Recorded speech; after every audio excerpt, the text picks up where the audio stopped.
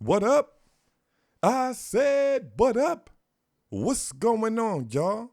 Chillin', chillin', chillin'.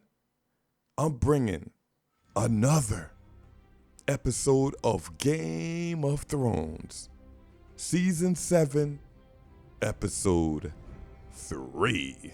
And it wasn't a disappointing one. It was more on the storytelling side, less action. But things did happen. So let's jump into it. So Jon Snow and Sir Davos met up with Tyrion Lannister and Missandei's fine ass. I hope I didn't butcher her name. I think the meeting went well with Jon Snow and Daenerys Stormborn. I knew something was going to go wrong when Tyrion wrote him the letter. He sent him a raven, but he didn't mention bending the knee. To be honest, when Melisandre was hiding from Jon Snow, I couldn't remember why. I really couldn't remember why, but then when I'm doing this review right now, and I did the rewatch while I was at work, I'm like, oh yeah, Sir Davos is super pissed off at her, and Jon Snow shunned her. Like, they sent her off, they told her to get out of here. And she doesn't know what will happen. Maybe she sees the future or whatever, but she doesn't really know what will happen if she confronts them again or what will be said. So this was a smart move on her part. I really forgot what happened. The only problem is Lord Varys is there, and Lord Varys will get to the bottom of everything. I don't think Melisandre is a bad person. I don't wish her to get her head chopped off or anything like that. I think she will do more help than hurt to whoever she's with. So I don't know how this is going to play out. They wouldn't have showed this scene if nothing's going to happen between Lord Varys and Melisandre. Something's going to happen. Some type of something. So when Jon Snow finally meets Daenerys face to face, Daenerys gets her long introduction, breaker of chains, the unburnt, and the list goes on and on and on. And when it's time for Jon Snow to get his little introduction, it's like, yeah, and he's Jon Snow. They didn't practice for it because Jon Snow did do a whole bunch of things, but I like how they threw that little comedy bit in there. I thought that was cool. I didn't think this one part went well with Jon and Daenerys at first because he wouldn't bend the knee. And she was expecting him to bend the knee. She probably thought the letter told him to bend the knee, and that's why he's there.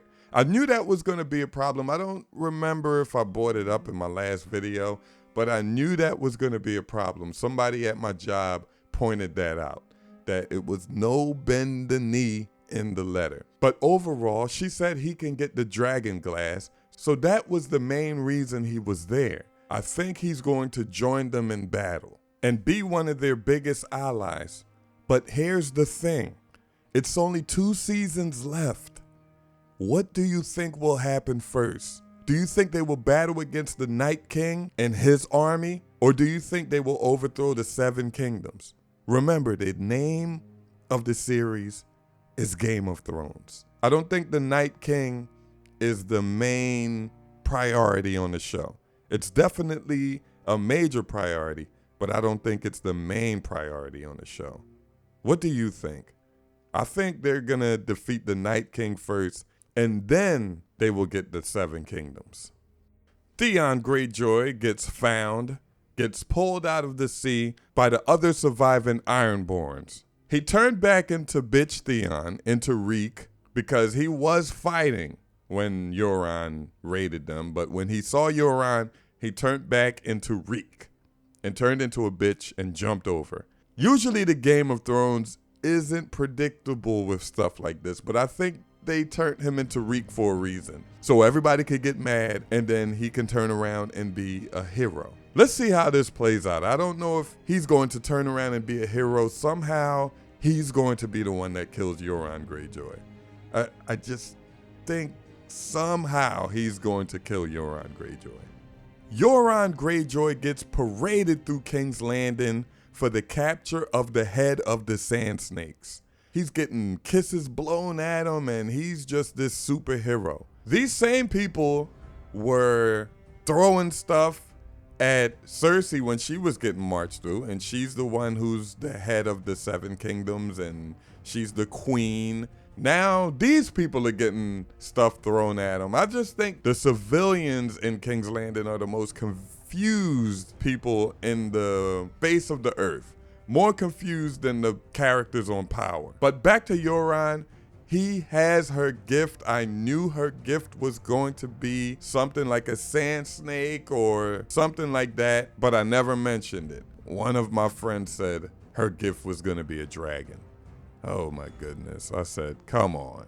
Honestly, if I had an enemy, I would want Cersei Lannister to interrogate them. When Cersei gets someone tied up, she does the best job ever. Just like when she had that nun lady tied up. You remember last season? Shame. Oh, I was so hyped when that happened. Cersei's interrogating them, and she gave the daughter the kiss of death. Kind of like the same thing that they gave to her daughter before they sent her off to Cersei, dead.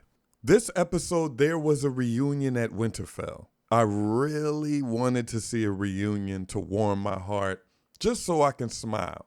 It wasn't the reunion that I thought would happen. Honestly, I don't care about a reunion with Sansa Stark. I was happy when she first saw Jon Snow. That was a great reunion.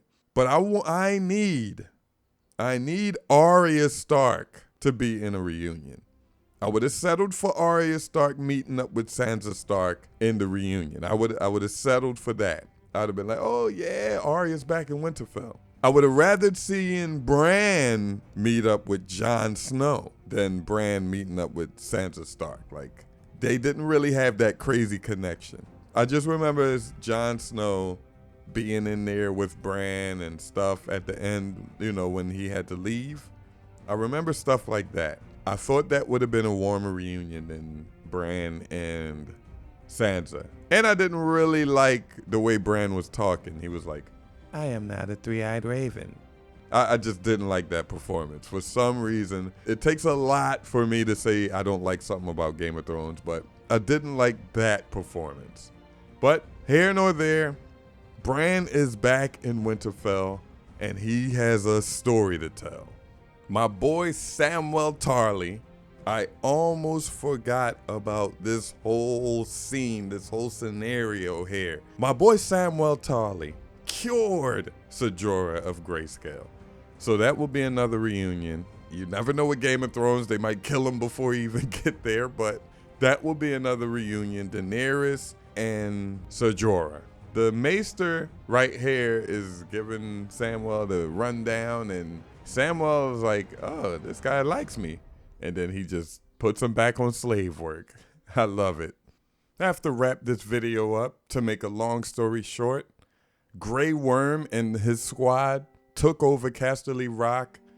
Tyrion Lannister told him all about the secret passage under Casterly Rock. I can remember another secret passage going to King's Landing. Let's see if that will come in handy. Remember when Tyrion Lannister told them about the secret passage? That was the same scene when he got his face slashed. I know y'all remember. But let's see if that comes into play also when they take over King's Landing. Or when they try. You never know with Game of Thrones.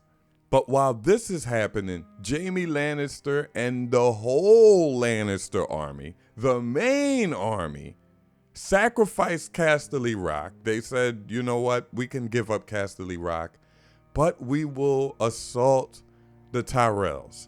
They have Sam's dad with them, and Bronn is back. As you can see him in the right side of the screen, Bronn is back. Bronn was a character that I liked. I really liked Bronn. They have a very big, powerful army. That's why they've been ruling for the longest, and nobody can overthrow them. They assault the Tyrells, they destroy them, basically. They make it up to the Queen of Thorns, and she basically started snitching. Don't forget to like the video, don't forget to subscribe, and please leave a comment, because these videos are a forum for us to talk about Game of Thrones. I'm out. Peace!